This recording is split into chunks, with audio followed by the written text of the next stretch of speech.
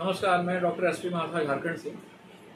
आज हम एक बीमारी के साथ जिसका नाम है डिलेशन ऑफ स्टोमक या आमाशय का फैल जाना, इसका इलेक्ट्रोहोम्योपैथ में क्या निदान है, क्या ट्रीटमेंट है, उस पर हम बात करते हैं। देखिए, डिलेशन ऑफ स्टोमक में होता क्या है, स्टोमक का जो कैविटी है इसमें इनलार्जमेंट, अनियमित आकार, फैल जाना और इसकी आकृति विस्तृत हो जाती है, विस्तार हो जाता है इसके आकार की, और इसे हम लोग डिलेशन ऑफ स्टोमक कहते हैं। ये एक प्रकार की डेफिशिएंसी डिजीज है।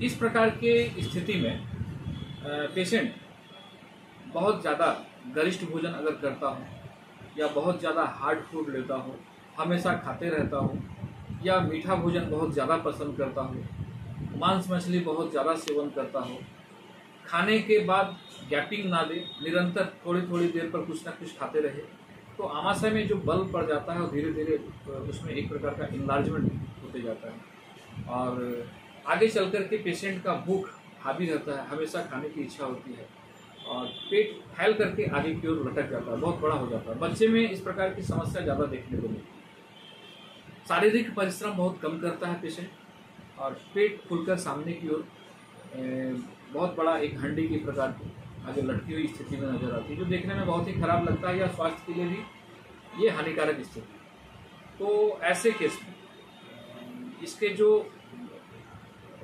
सिम्टम नजर आते हैं, पेशेंट में गैस ज़्यादा बनेगा, कब्जियत भी रहेगी, एसिडिटी भी होगा, खट्टा डकार आएगा, पेट में जलन लहर की समस्या महसूस होगी, पित्त का मात्रा बढ़ा हुआ रहेगा, अत्यधिक भोजन करने की आदत होगी।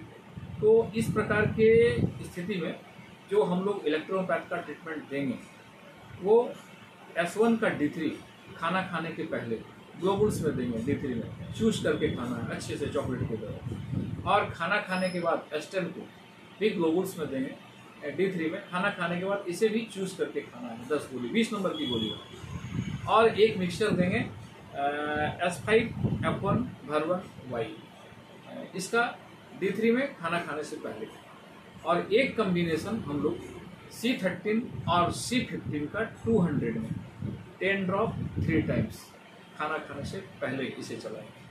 और कब्जियत अगर हो तो एस्लास और वाई का गर्म पानी से घोल बनाकर रात को सोते समय पी लेना है D3 में। इस प्रकार के पेशेंट को थोड़ा अपने डाइट पर कंट्रोल रखना है और हमेशा खाने की आदत से थोड़ा अपने आप को बचाना है, मीठा भोजन से परहेज करना है, मीठा कम खाना है, मांस मदिरा वगैरह इस प्रकार का भोजन से अपने आप को साइड रखना है। अंकुरित भोजन और हल्का भोजन, सुपाच्य भोजन ज़्यादा पसंद करना है। तो इस प्रकार की स्थिति से अगर पेशेंट अपने आप को जीवन शैली में उसे शामिल करे तो निश्चित रूप से जल्द ही स्वस्थ हो जाता है। धन्यवाद।